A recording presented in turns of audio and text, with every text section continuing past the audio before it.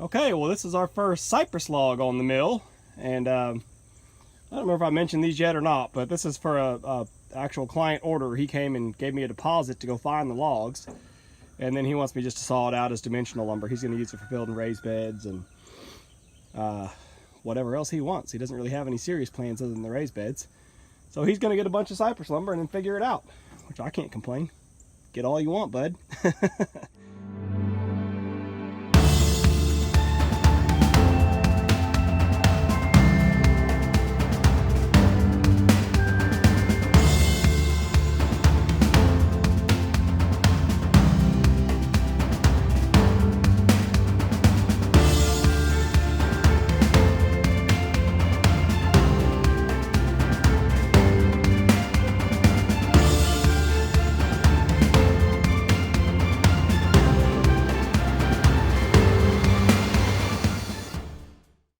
Anyway, I wanted to mention something interesting on these. I know, you know, for the Timberking followers and the other small sawyers, in the Timberking manual anyway, it talks about, you know, trying to level up the pith of your log so that, you know, if it is a log that has an issue with the pith, you want that log level on your deck. So when you make that cut to cut the pith out, you get all the pith out in one board and you don't have it crossing through the middle of several boards. Now the cypress, I'm not worried about it having a pith really, but because it's so much larger on one end than it is on the other, and this is 15 inches on the small end here, it was 30 something on that end. I had to shave a couple of the buttresses off already. But see, because of my shield there, my mill won't go any higher than 24 inches. I'm about to take that pulley shield off there so I can get up a little higher. But anyway, when I just laid it on here, it was, you know, sitting way down on this right hand end, to where you would have had the log kind of sawed out of square, which is just weird to me. If nothing else, what it results in is you have a huge slab that comes off of one side and a very little slab that comes off. You take a little slab off this top, and then I'd roll it over and have this huge slab to come off the other side to get it all square. So what I did was I went through and just blocked this end of it up. Long story short, there's this little yellow piece, I think, or I don't know, I couldn't figure this thing out. Oh, where's it at? It's laying over here in the mud. I don't ever use it. This thing here, I think, is somehow supposed to be a shim of some sort to level up a log. But I could never really figure out how it's supposed to go under there and work. And I had to jack this end up about 6 inches. This is, well, 5 inches, 4 inches, I don't know. I think that's a 4x6 block. But anyway, I set the log up here and got it where it was stable so it wouldn't roll. And then I just looped a chain back around underneath of it and picked this end only up with the tractor bucket to be able to slip that block underneath there. Now that's just under there to make one, maybe 2 cuts. And then I'll roll the log 180 degrees and then I don't need it because then it's all level. So pretty simple, but it is one extra little step to throw in there. Most logs, if they're relatively, you know, uniform, say they go from 28 to 24 inches across the length of the log, I wouldn't even worry about it. But because this one is so exaggerated because of those buttresses, I went ahead and did it to level it up a little bit. Yeah, I don't think I mentioned any video on this log. I should have yesterday. This is, you know, of course, with my little 40 horse tractor here. This log was way too big for me to pick up on my own, and the other cypress log is way too big. It'll need the excavator to move it. But I managed to drag this one over here, and I drug it through that. I had to drag it the whole way and spin it around, and then I had to set one end up kind of across the mill to get it up on the deck, and then pick up the other end and slide it on. The little ramps did kind of help, but it didn't roll up those ramps. They just kind of gave a rest point to help shove it up there. And now I've had to spend like 30 minutes power washing the thing. You see I got it dirty again, just wrapping the chain around it. So I'm gonna go ahead and wash it off one more time, and then we'll make this top cut to get that, at least get this first buttress right here off so we can fit it through the mill. All right, so we got the first 2 slabs taken off the top to try to get it squared up, and that was just enough that I got it square all the way to this end.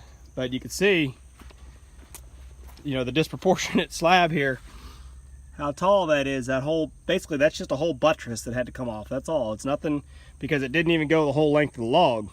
And then I had to take off another 2-inch thick slab so you could see where that buttress sat where the other end of that first slab right there, where that one came off. He didn't go the whole length of the log.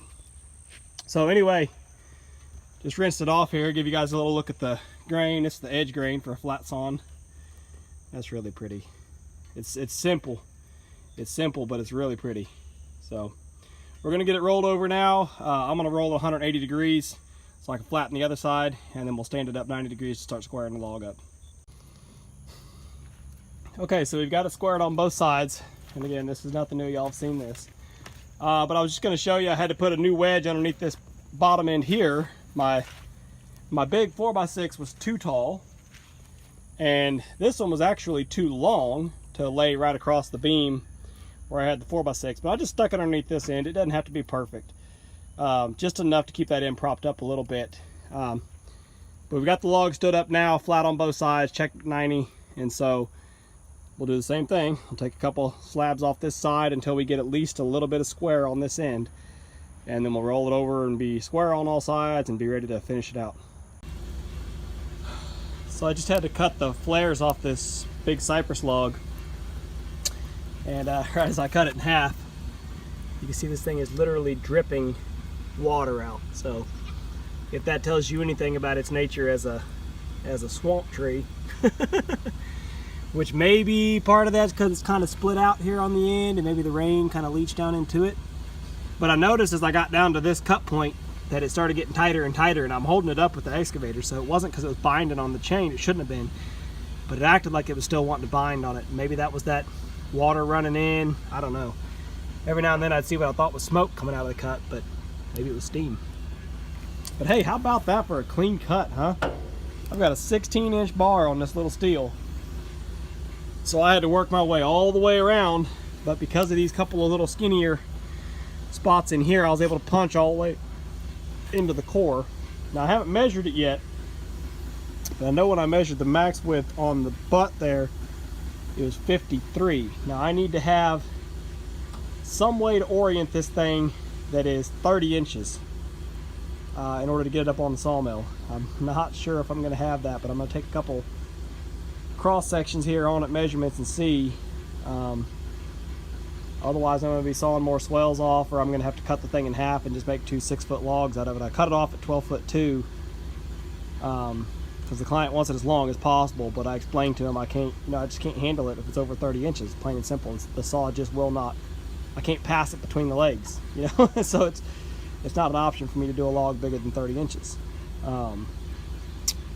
Anyway, let me take some measurements. I just wanted to show you guys that water, literally running out of the log. Kind of surprised me. I've never seen that before. Alright, so we got her set on the mill now. We've made a cut. Well, several cuts actually, but only one with the sawmill. Obviously the big flat one on top here. Had to do quite a bit of shaving on the one swell that was on this side, and I just carved away with the chainsaw as much as I could.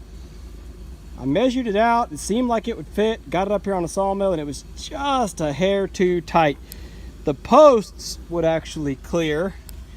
The problem was this bracket for that guide roller was wanting to hit, and so I had to actually cut a notch right here. I cut down about 2 inches, in about 2 inches, down about 2 feet until it got to where the diameter of the log was just a hair less, just a fraction of an inch.